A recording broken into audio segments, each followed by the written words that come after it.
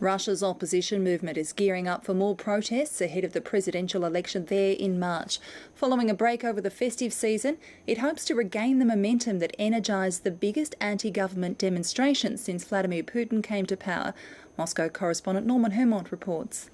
The holidays are over. Now Russia will watch if the opposition can pick up where it left off. Leaders like Sergei Udaltsov inspired tens of thousands to protest allegedly rigged parliamentary elections. He spent most of the last month in jail and went on a hunger strike before being released. He knows the road ahead for those demanding change will not be easy. The task of consolidating and unifying the opposition and civil society is an extremely tough one.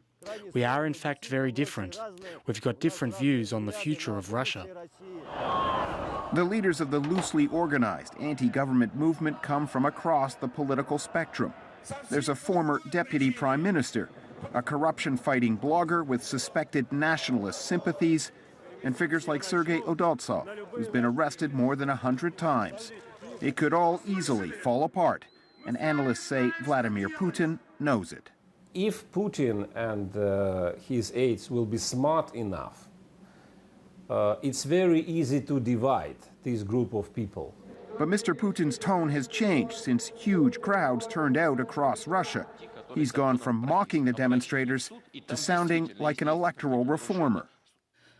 We don't need cheating. I myself want the elections to be as transparent as possible. If Mr. Putin can convince these demonstrators he's heard their demands, say many analysts, he could take a lot of steam out of these protests. Majority wants some fresh air. I think for many of them, if Putin will be able to deliver this fresh air, that would be enough.